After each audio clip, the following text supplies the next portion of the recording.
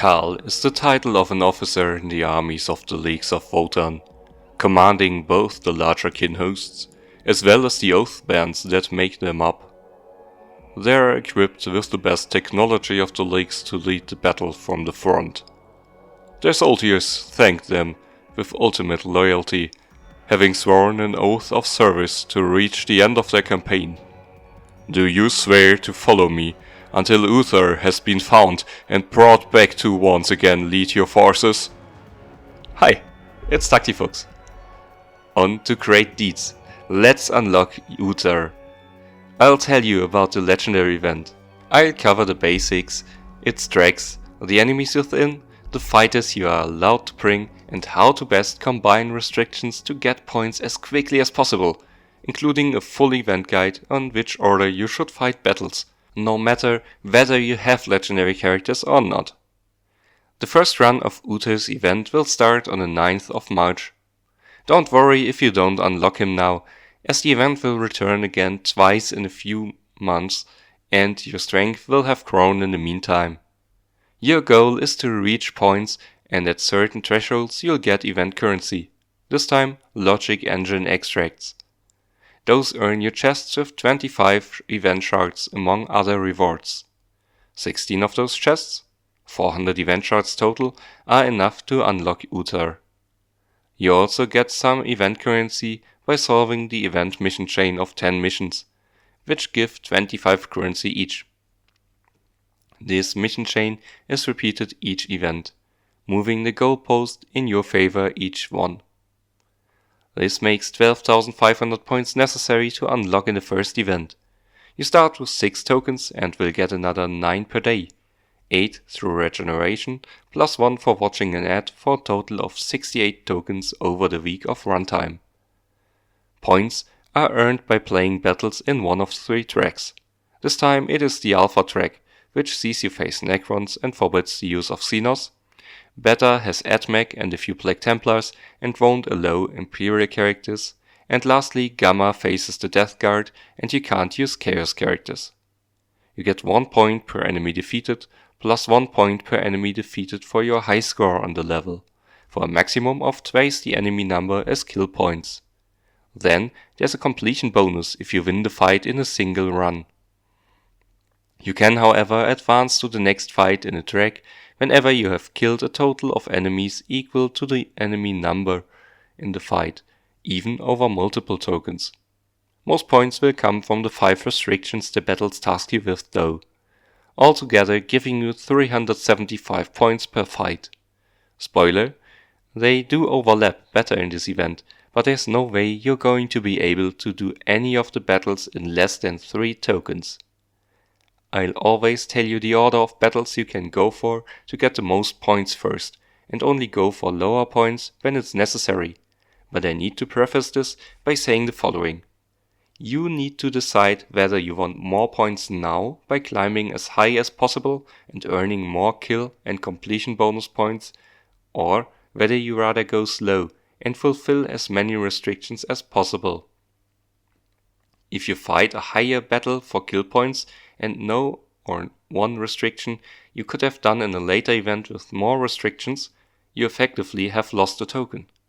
Especially in the last events, you race for points in the lower 1 restriction battles you have left over anyways, so you can always do that too. Just double the enemies in the coming battle, add the completion bonus and all the restrictions you can do, and you'll have your points for 1 battle. Don't worry too much. After 3 events you'll have used 204 tokens, that's plenty. And if you're a beginner and feel like you just can't compete, you don't have to. Every little bit of progress helps you in the end. Alpha faces you with the Necrons. The Imperial and Chaos rosters give you a total of 73 characters to choose from. Battles contain 30 to 56 Necrons and there's a completion bonus of 30 points per battle. You'll know them from Indomitus. All Necrons have the living metal trait, regenerating 10% of their max health at the start of your turn, also being mechanical. Most will also have the reanimation protocol's passive, a 35% chance to be revived with a quarter of their health when killed but not overkilled. This means you should generally try to focus one down and not let it heal. Especially strong attacks against low health enemies will often overkill, preventing them from standing up. Flayed ones appear from level 1 on. As terrifying units they'll take 30% less damage from melee attacks. Dispatching them from afar is easier if you have ranged characters. They are mainly dangerous to low armor fighters, as their attacks are basic and don't penetrate armor well. Their active sees them attack twice in one turn if they haven't moved. Necron warriors are basic ranged troops. Their ranged attack has 2 hits and a good armor piece ratio, so break through the flayed ones to then attack the lower health Necron warriors and prevent them from firing over their allies. Battle 3 sees the first death marks added into the mix. They have a range of 3 and while their pierce is low, the damage is fairly high. They can crit and their heavy weapon trait sees their damage shoot up if they didn't move. And they won't have to too often with their high range. Their active forfeits their turn and makes them deal really high damage the round after. Try to get out of range or dispatch them before they can shoot it. Scarab swarms enter in level 4 and are swarms of 5 scarabs. Each one needs a hit to defeat, making low hit characters suboptimal. They can fly and reproduce once. The glowing ones are the most dangerous as they can still do so. Kill those first so they won't swarm you. If they don't have enemies in range, they'll definitely reproduce, so you can prevent it partially by getting into their range. Lastly, the Ophidian Destroyers from level 6 on are the first unit that can't stand back up, but they have extremely high piercing damage and can burrow underground. You can see the earth moving, where they'll resurface. If you stand on the hex, you get moved and the destroyer attacks. Get out of the vicinity to avoid the attack. If you can attack them with ranged attacks, that's advisable, as there's a damage reduction against melee attacks built in too. The restrictions in Alpha are max 2 hits, with a total of 32 characters for 50 points, full melee for 65 points with 43 characters, Ultramarines for 75 points at 6 available characters, Piercing for 90 points with 10 characters, and Resilient for 95 points at 16 characters. Let's see the combinations. Only 3 restrictions don't combine with each other. Especially the Ultramarines have a hard time fitting with other stuff. Otherwise, just Piercing and max 2 hits don't match. Resilient and Piercing for just 3 characters is the highest scoring 2-way combination and only possible with legendary characters. Trajan, Carian and Abaddon. As at least 2 of those are great in legendary events and Trajan and Abaddon come with a self-heal, this combination went far for me in the last event it was feasible until the weight of numbers killed Carian. But there's also a 3-way hidden here. Max 2 hits, melee, resilient, for 210 points and 4 characters. Pestilian, Corodius, Asgore and Azoth. Not the most optimal characters for sure, and the lack of hits here makes this a hard sell. No healing either, and Corodius' Poxwalker summons only have 2 hits as well, and can't live up to their strength by summoning more Poxwalkers, as this won't work on mechanical units. The only saving grace is Pestilian. Yeah, really, whose passive lets Corodius and Asgore deal an additional blast damage adjacent to him, which can kill swarms more effectively. It will be imperative to keep him adjacent to the other 2 Chaos characters. And hey, investing in the 3 Chaos dudes at least is also relevant for the Atmic campaign event. The third highest combination, full melee and resilient, has 11 characters, including Rodbone, Trare for his summons and Maladus for his passive's higher overkill chance. Pick your poison from the others, but Carian is always excellent, and I mean Corodius summons aren't optimal here, but you can have a ton of them. Melee plus Piercing also has good points, and then Caesars as well as Carian, Khâl and Karn, so a few great multi-attackers. None of the 4 combinations so far combined well with the others. Resilient and Melee are part of all of them, but each of them has a combination to fit with them. Sadly, we'll always need a 3rd token to mop the remaining points up, so this time I looked at the best token, but also the 2 best tokens per battle, and while the 3-way combination is the best points-wise, as soon as you go with 2 tokens, the Piercing Resilient and Full Melee Ultramarines combination is the best possible one. Sadly, without legendary characters, that goes away, so people without legendary characters will get a maximum of 300 points with 2 tokens, actually making melee piercing and max 2 hits resilient just as good in total as max 2 hits melee resilient and piercing after. With 6 characters each, this might be the better choice. What's better for you depends on your roster. If you can go high in the track and have legendary characters, I'd go for the 3-part combination first to go as high as possible, as it's not as probable I'll fill out later in this event and will want more points now. In the end, it really doesn't matter, as it's 3 tokens one way or another. Better is against the AdMech with some Black Templar allies.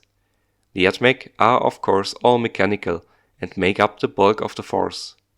We can take Chaos and Xenos characters and discounting Uthar himself have 58 characters available. There's 34 completion points and 30 to 56 enemies per battle. In Battle 1 we only face Skitarii. Their ranged 3 hit attacks have the high pierce toxic damage characteristic, which can add contamination to the hex they hit, and whenever Skitarii leave their hex, they'll add contamination too. This makes them dangerous to high armor characters, whose armor will get reduced by the contamination. From level 2 on, Engineers come into play, which will get stacks of vengeance for each adjacent mechanical unit defeated, increasing their damage by 5% and transferring this buff to their allies they repair. Always try killing those first, as the buff will snowball and their healing can get problematic. Electropriests on Battle 4 are melee brawlers that will hit another enemy adjacent to the initial target and suppress both. They also are resilient and can be quite annoying to get rid of. Engineers will often repair them if they are not dispatched when at 1 hit point, and they'll even get 1 extra hit when repaired. If you damage them, be sure to kill. Lastly, the Black Templars don't synergize with the AdMech really. Initiates on level 5 will attack you in melee and then make space for their brethren, while Neophytes do a lot of damage but have less health. Those are high priority target too, if just to avoid their extreme damage.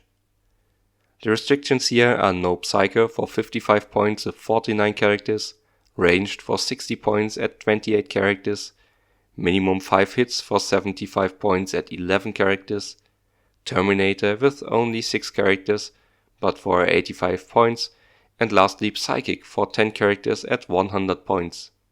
Yeah, no Psyker and Psychic of course are pretty much exclusive. Fun enough, there's actually 2 characters of overlap, but that's of course not enough.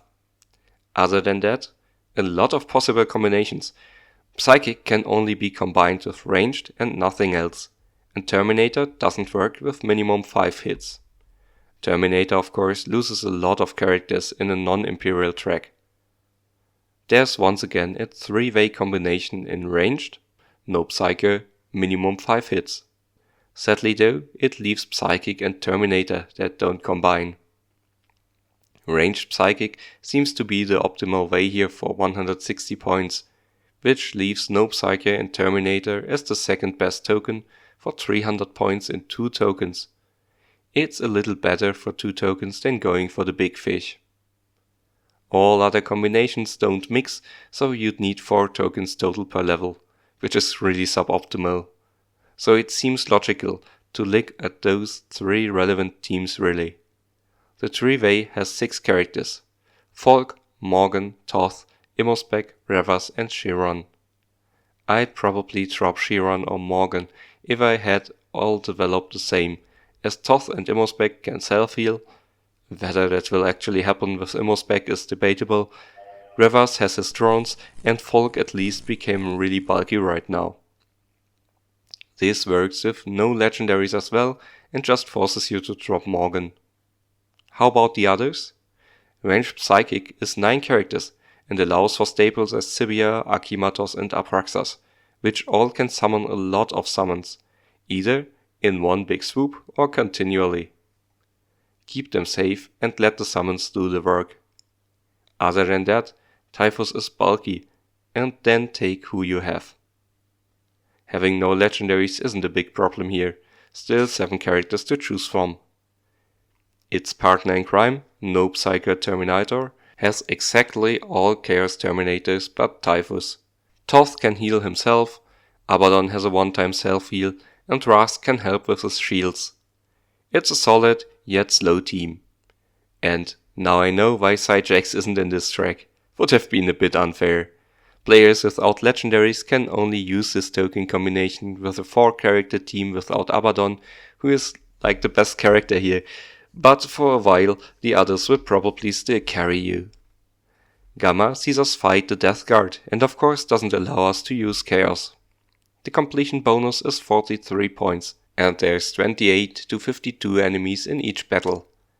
From the beginning, the humble Poxwalkers is your nemesis. They have like no defenses and die to a priest. They are slow, but they hit like a truck. And the contagions of Nurgle trait all enemies here share means that they decrease your armor by 20% in range 1 in the first round, continually growing.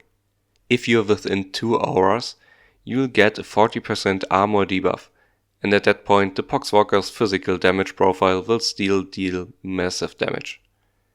If they kill a living fighter, they will turn into a Poxwalker themselves. Weak summons aren't advised. Battle 2 adds Nurglings. As a swarm they have 4 health bars and you can only kill 1 of them per hit. Only blast damage can get through that. If they die, they'll also explode, so try to dispatch them from afar. Next are Plague Marines from Battle 4. Their grenades can add contamination to hexes, further decreasing your armor and having a good pierce value. When you attack them, they have a 70% chance to contaminate their own hex. Nurgle fighters aren't affected by contamination, and their passive Cloud of Flies even decreases damage against them by 30% if they stand on one.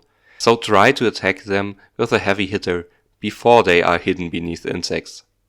They are also resilient. The elite Blightlord Terminators come in from Battle 6 and are properly scary. Their Terminator trait decreases the first non-psychic damage of the first hit against them by 75%. After defeating one of your fighters, the leftover hits as well as an extra hit of toxic damage will jump to another of your fighters if they are adjacent to both the Terminator and the initial target. At least they are slow and don't have a ranged attack. Depending on the map, you might be able to manipulate them so they can hit only one of your fighters. In this track the combinations are way low. No Power is 54 characters for only 50 points, but at least this requirement combines with every single other restriction. The only other combinations that are there are in Mechanical at 15 characters for a whopping 100 points, which combines with Big Target and Max 1 Hit 2. Speaking of which, Big Target at only 8 characters for 65 points has no other overlap, and the same applies to Max 1 Hit at 18 characters for 75.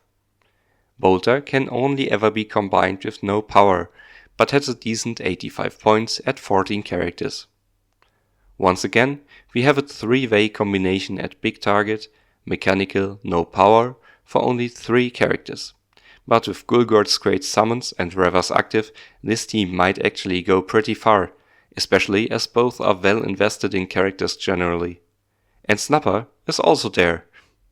215 points for 1 token is great, but of course it will only combine with single restrictions for 300 points for the best 2 tokens.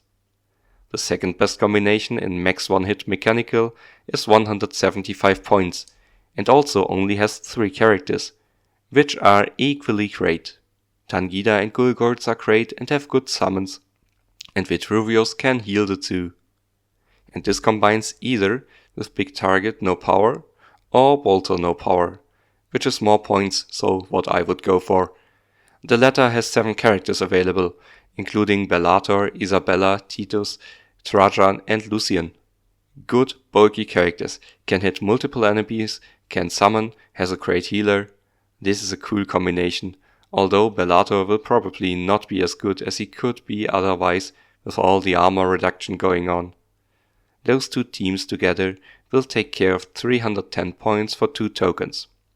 And the problem is, people without Vitruvius can't profit. Instead, they'll have to combine Big Target Mechanical with the aforementioned Bolter No Power. It's the logical extension of where you'll go when your high-scoring team doesn't work anymore for players that have everyone: Gulgurd, Snapper, Ravas, and Morven and Farsight. So swapping for this team will still only give a 3-man team with no legendaries. No Power Mechanical is the best team players with no legendaries can go for if they want to play a full team of 5. Before I tell you who might be important in this event, why not use my referral code BAT62 for 100 Blackstone for you and various rewards or milestones you reach after you use it for me. And while you're at it, why not also subscribe to my channel and click on the like button to help my channel grow. Who might be important in this event? The Tacticus planner maintains a legendary event leaderboard, link in the description. It gives characters points depending on how often they can be used in an event, so it doesn't give a lot of insight into how good they actually are. I'll pick my favorites. Incisos is in place 1 and actually good. Gulgurds in place 4 is extremely important in Gamma, and a good character to boot. And Dravas is a favorite of mine anyways, and we saw that he's important in Beta and Gamma in any way. Abaddon too is great and can be used often. Let's say I'd want to recommend another character. The next ones I'd actually recommend for being great would be Maladus, Tangida and Bellator. If I'm honest, Ravas, Gulgurds and Tan are my favorites, especially as all of them have applications outside of legendary events. Build those if you haven't. Another reason I recommend them is that the healers people usually want to build have few applications in the higher scoring tracks. Although you can never go wrong with any of the dream teams of Actus and Tan, Ravas and Aleph, Rodbone and Maladus, and Isabella, Bellator and Burkhard. I mean, they won't come in often in this event, but if you're going for kill points at some point, they'll be as valuable as always. This is the first event. Have some ambition. Depending on how far you think you can go, think about whether you want to go for the 3-part combinations, a bit harder but get you the most points in 1 token possible, or rather want to go for the next best combination and its second-rate combination filling it up. In every track there's a 3-way combination for the highest 1 token points, but a slightly higher point combination for doing it in 2 tokens. Of course, the same amount of tokens gets you more points initially with the kill points and completion bonus you get, and if you go back down later in the event it doesn't make much difference, as you need 3 tokens for the full levels points anyways. If you wanted to do the 4 restrictions in each token in every track, you would be able to go up to level 11 in each. Definitely enough to get the character. If you think you can go much further, why not go for the higher combination? Not having a legendary character is also not a big detriment again, with only 2 combinations being completely lost, but some of course getting harder in this event. So that's Uthar's event. It, at this point at least, seems pretty fair, having good combinations and not demanding any legendaries to be successful. The enemies, while some might be annoying like Nurglings, don't have the rage quitting power like Tau or Genestealer cults. Some RNG of course can't be avoided, but that's the game. While I don't think Uthar will be required for any mode, it's nice to get the opportunity to get a generally strong character without having to pull your hair out. What do you think of this event? Who do you prepare?